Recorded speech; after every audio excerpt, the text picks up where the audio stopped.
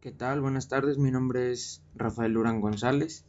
Yo soy uno de los 5 integrantes del equipo número 8. Nosotros vamos a hablar acerca del modelo médico de autoatención y modelo alternativo subordinado.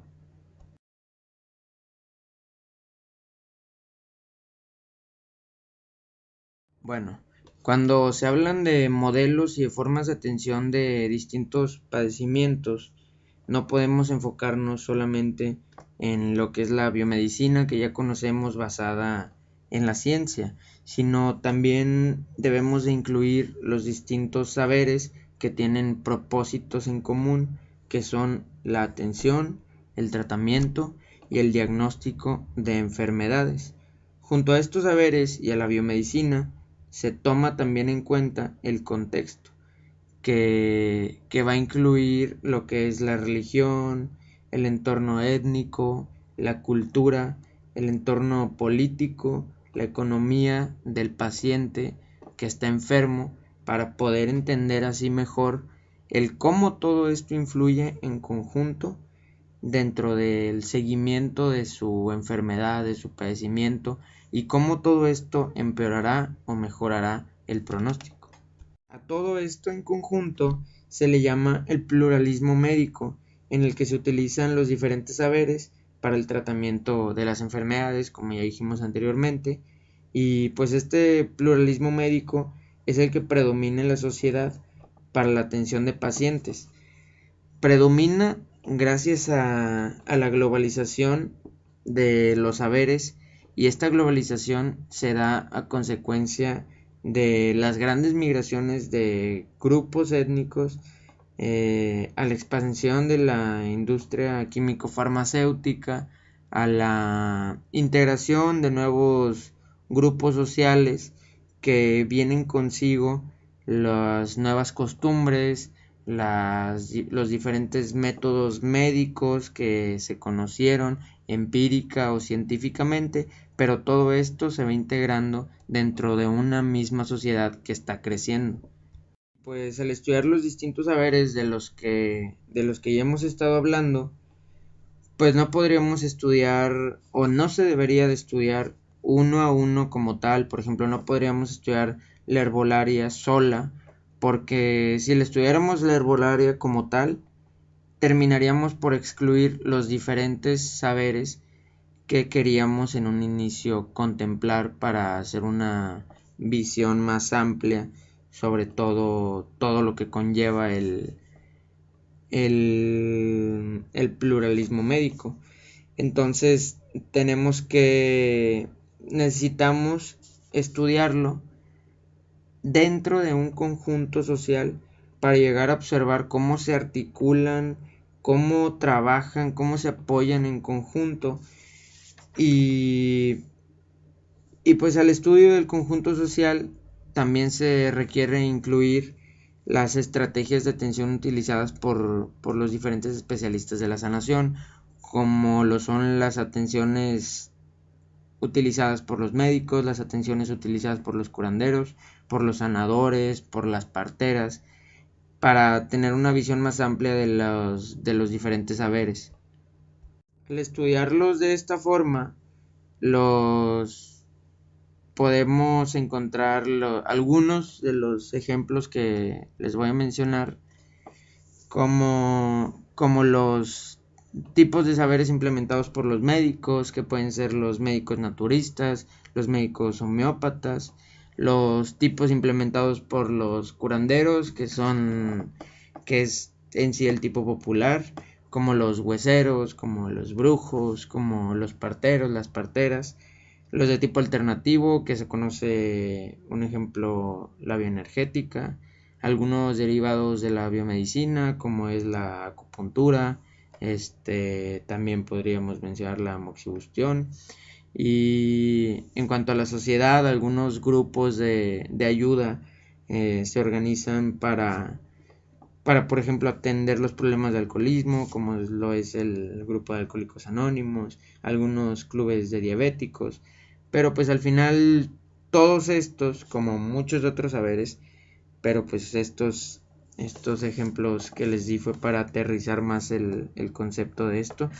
Todas estas clasificaciones terminan siendo dinámicas entre ellas, ya sea que dependan unas de otras, como la acupuntura depende de la biomedicina, o se complementan para curar un mismo padecimiento, como ocurría en 1940, cuando las parteras empiezan a recurrir a fármacos estimuladores de partos. Ahí estábamos combinando sabiduría tipo popular con la biomedicina, que eran los implementados por los médicos. Y pues el aspecto central de todo esto es que pues los diferentes conjuntos sociales utilizan todas estas formas de atención, que son los distintos saberes, eh, articulándolos entre ellos, sintetizándolos nuevamente, anexándoles su conocimiento empírico, científico, cambiándolos para así terminar siendo una reconfiguración estructural de todo esto en conjunto. ¿Para qué? Para lograr una mayor eficacia y así teniendo un pluralismo médico, como se muestra aquí en la imagen. Están todos los saberes alrededor y todo esto en conjunto va a formar un pluralismo médico que va a ayudar así al mejor pronóstico, al mejor tratamiento de las distintas enfermedades. Y pues también tenemos que conocer más específicamente lo que es la autoayuda y lo que es la biomedicina, como mis compañeros se los irán mencionando más adelante. Y por mi parte es todo, muchas gracias y continúa la presentación. La biomedicina. Algunos rasgos y limitaciones. Uno de los rasgos más importantes de la biomedicina es que ésta no se queda estática, sino que va innovando de una manera completa y continua con el paso del tiempo, logrando que ésta sea la más popular en países de Occidente, a pesar de las diferentes modalidades que ofrecen diferentes países a lo largo del mundo. Esto no ha dejado exenta a la biomedicina de diferentes argumentos que la critican de una manera un tanto brusca. Pese a esto, la biomedicina ha encontrado respuesta para estos duros testimonios. Sin embargo, dichos comentarios y críticas han hecho pasar por tiempos difíciles y tiempos de crisis a la biomedicina. Uno de los peores momentos de la biomedicina ha sido en la década de los 60s y 70s, debido a una pérdida de la eficacia de la misma, basándose en que era muy orientada a curar enfermedades y no tanto a prevenirlas, además de los altos costos que ésta demandaba. Aún así, la biomedicina encontró el camino para descartar las diferentes críticas que no estaban a su favor, poniendo su atención en la investigación que pudiera explicar la etiología de algunos padecimientos, además de su solución con tratamientos con sus respectivos fármacos. La biomedicina se ha expandido potencialmente, y esta tiene su fundamento básicamente en dos procesos, siendo el primero el apoyo de los sectores privados en el asunto económico, financiando diferentes estudios y protocolos. El segundo proceso hace referencia a la creciente demanda de la atención de la biomedicina. Actualmente, la biomedicina abarca ciertos aspectos por la cual se caracteriza. Ejemplo de ello es estar muy dirigida a la medicina alopática y tratar de imponerla, así como mantener su homogénea. Decir que la biomedicina se basa en contenidos biológicos nos da por entender que la investigación biológica, la bioquímica y otras áreas del mismo campo son las que nos brindan las explicaciones e instrumentos de atención. Entra en juego el campo antropológico, donde se ha hecho gran hincapié en la relación médico-paciente y cómo ésta influye en una buena práctica de la biomedicina. Esto nos ha puesto un reto por delante, pues dentro de una sociedad en que la sobrepoblación es un problema, establecer un tiempo determinado a cada consulta nos pone en serios aprietos, ya que con tantos pacientes que un médico ve por día, cada consulta se reduce a un aproximado de tan solo 5 minutos, tiempo suficiente para tratar de manejar y consultar de una manera holística al paciente, dando paso a pruebas objetivas que bien podrían dejar escapar algún dato importante. Hablemos ahora del proceso de medicalización. Este bien ha demostrado que la biomedicina tiene la capacidad de diagnosticar síndromes que dan lugar no solo a la elaboración de criterios diagnósticos, sino que también al uso de medicamentos como respuesta a su tratamiento, trayendo consigo diferentes enfermedades inventadas, haciéndose ver como un negocio, constituyendo este una gran limitación. En conclusión, podríamos decir que la biomedicina y todo lo que ella engloba tiene un peso importante por todo lo que aporta. Los estudios en farmacología, la capacidad de detección diagnóstica a través de pruebas e indicadores objetivos confirman que aún con los retos que la biomedicina tiene por delante, nos recompensan con todo lo que cada una de sus partes tiene que ofrecer al mundo actual. Miguel Osvaldo Chapo Gutiérrez. Buenas tardes, me llamo Alfonso Giancarlos Correa Bermúdez y les hablaré sobre la autoatención como proceso estructural. La autoatención constituye una de las actividades básicas del proceso salud-enfermedad-atención. Por autoatención nos referimos a las representaciones y prácticas que la población utiliza a nivel de individuo y grupo social para diagnosticar, explicar, atender, controlar, aliviar, aguantar, curar, solucionar o prevenir los procesos que afectan su salud en términos reales o imaginarios, sin la intervención central, directa e intencional de curadores profesionales. La autoatención puede ser analizada en dos niveles, uno amplio y otro restringido. El nivel amplio hace referencia a todas las formas que se requieren para asegurar la reproducción biosocial de los individuos y grupos a nivel de los microgrupos y especialmente del grupo doméstico. Desde esta perspectiva podemos incluir no solo la atención y prevención de los padecimientos, sino las actividades de preparación y distribución de alimentos, el aseo del hogar, del medio ambiente inmediato y del cuerpo, la obtención y uso del agua. Es parte de la autoatención el aprendizaje de la relación con la muerte en los diferentes términos prescritos por cada cultura, que pueden incluir el cuidado del individuo moribundo, ayudar a morir o el manejo del cadáver en función del sistema de creencias. El nivel restringido se refiere a las representaciones y prácticas aplicadas intencionalmente al proceso salud, enfermedad, atención. La autoatención suele ser confundida o identificada por la biomedicina exclusivamente con la automedicación, pero la automedicación solo es parte de la autoatención y haber reducido la autoatención a la automedicación es un efecto del saber biomédico.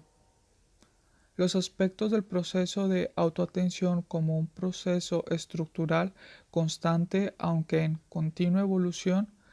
Dicho carácter estructural, observado en el ámbito de los individuos y microgrupos, se derivan de algún hecho fundamental.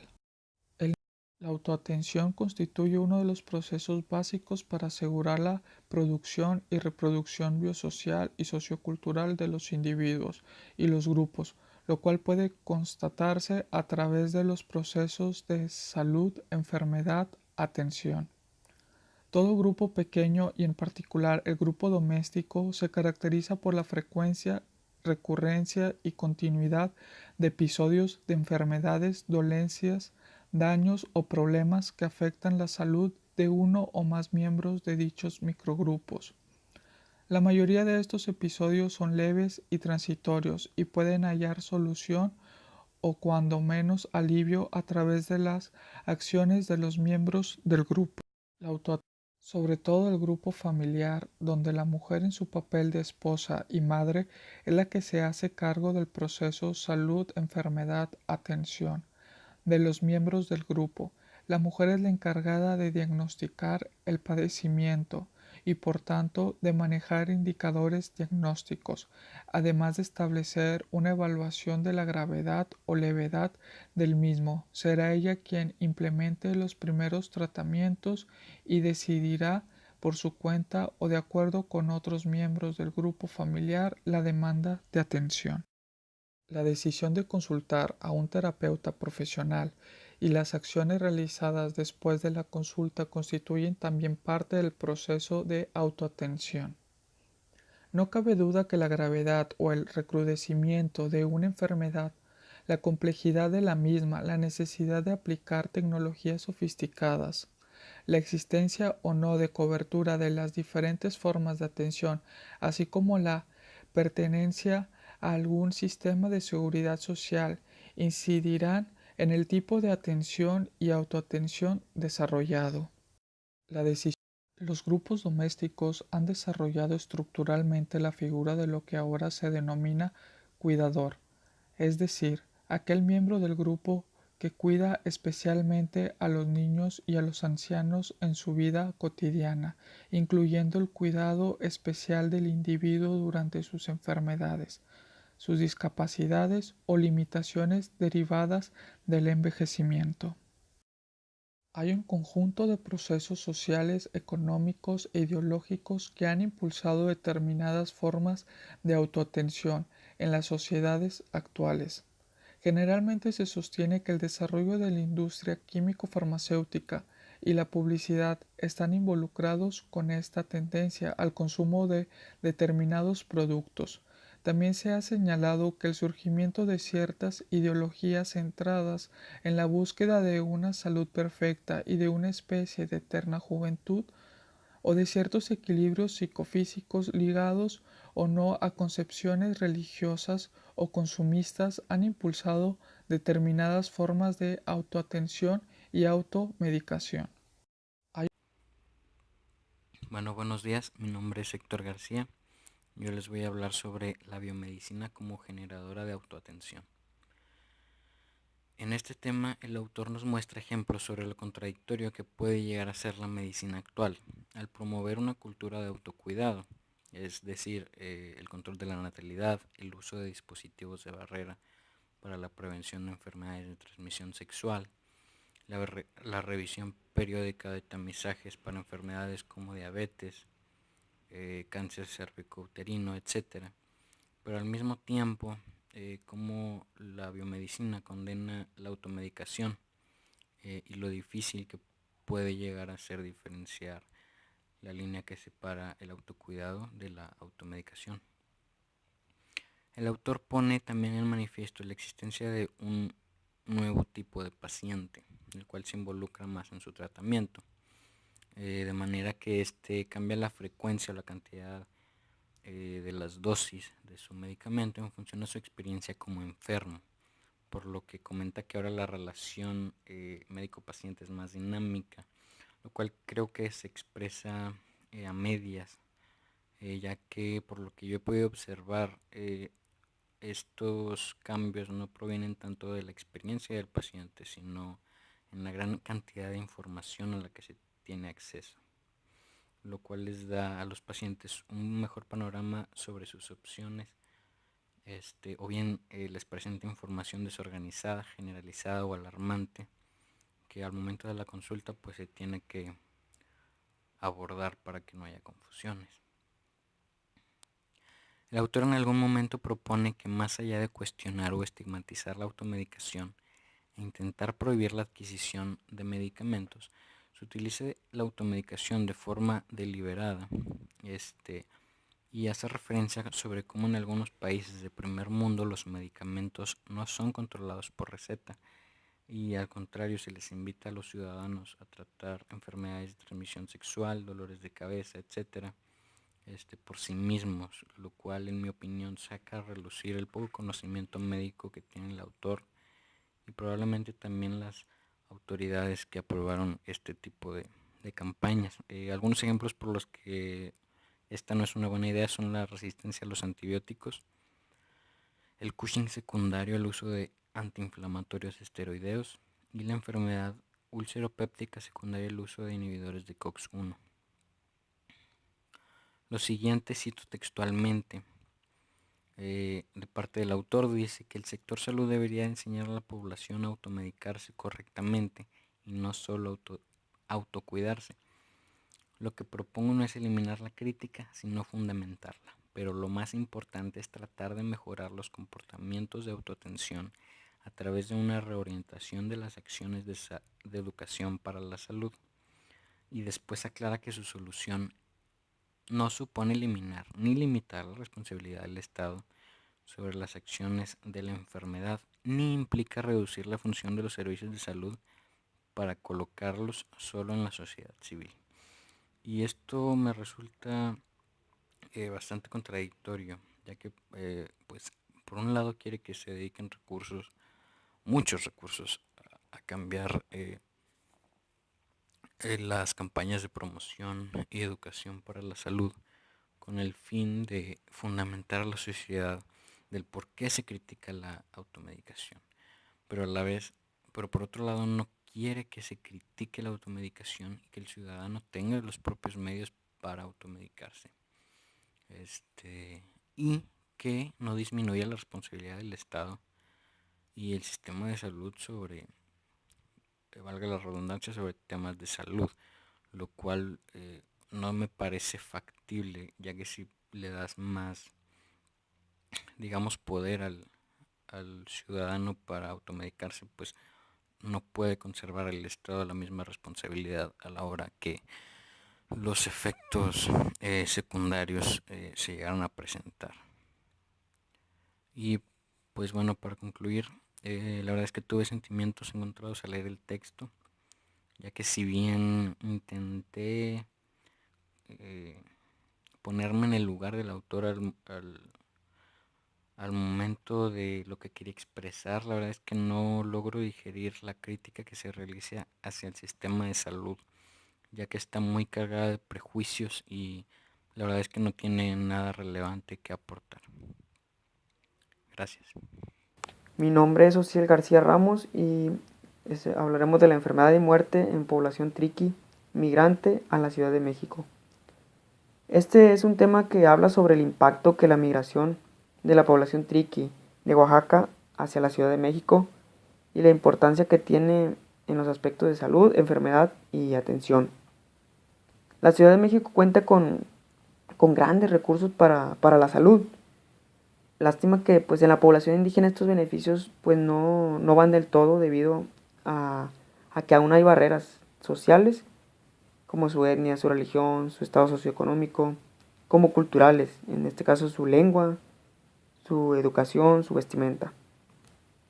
Entonces la migración que pues es como que una estrategia que ellos utilizan de sobrevivencia y ven en la gran ciudad como una oportunidad para ello, que muchas veces sin saber la transformación y adaptación que tendrán pues que vivir, ¿verdad? O que adaptarse.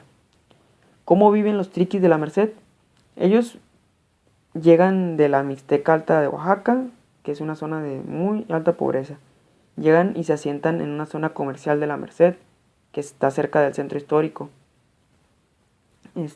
La comunidad se forma de 277 habitantes en 48 grupos, entonces da un promedio de 5.7 integrantes por vivienda.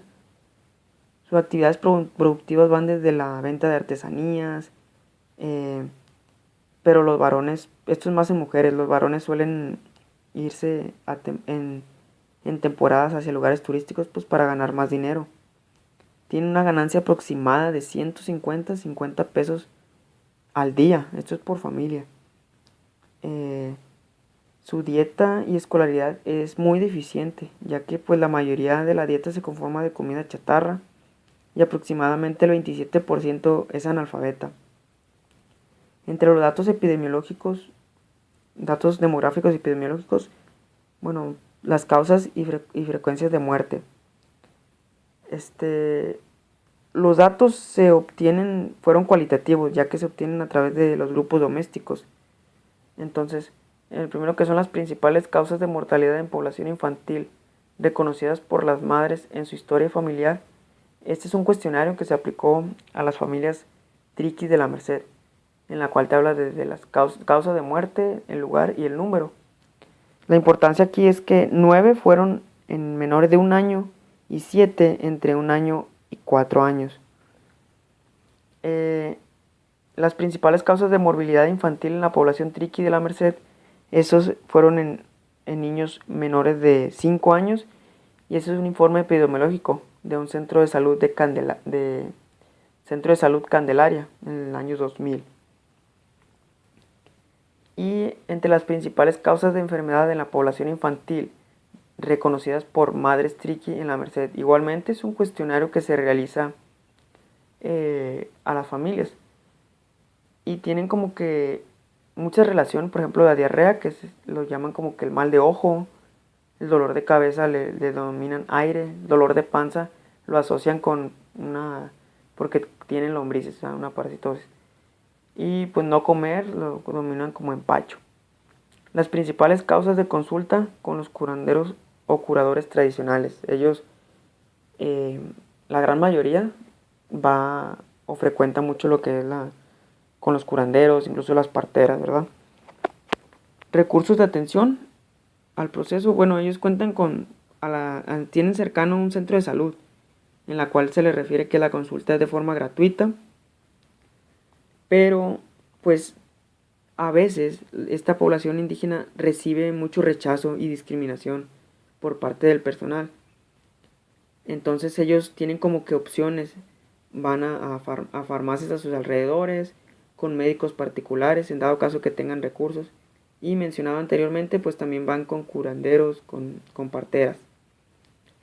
Ellos responden muy bien, o sea, ellos cuando hay campañas de vacunación, desparasitación, adiestramiento, lo que es en la utilización del suero oral, la higiene y manejo de agua, sí participan en ello. Entonces están como que adquiriendo pues respuestas para tener más información. Estilo de vida, enfermedad y muerte en la Merced. La mayoría pues son por patologías infecciosas, parasitarias. Han tenido una disminución lo que es en la mortalidad materna e infantil, pero se han registrado más muertes prevenibles, lo que es como diabetes, cirrosis y accidentes.